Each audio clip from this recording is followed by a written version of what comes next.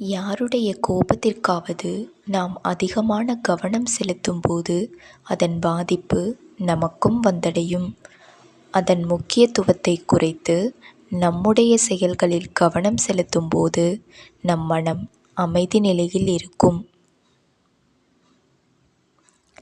புதிய மனிதர்களை சந்திக்கும்போது அவர்களை குறித்த பழைய தகவலின் பேரில் பழகுவது சரியாக இருக்காது. பிடித்த விஷயங்களை செய்வதற்கு யாருடைய அனுமதியும் தேவையில்லை. உங்கள் மனதில் துணிவு இருந்தால் போதும். நமக்கு தேவைப்படும் அனைத்தையும் கொடுக்கும் ஒரு ஆற்றல் நமக்கு என்ன தேவை என்பதையும் அறிந்து வைத்திருக்கும். அதன் மீது நம்பிக்கை கொண்டால் போதுமானது. அனைத்தையும் அறிந்து கொள்ளக்கூடிய ஆற்றல் கிடைத்தாலும் அதனை இறைவனுக்காகவே அர்ப்பணித்து விடுவது நம்மை மேலும் பலசாலியாக்கும்.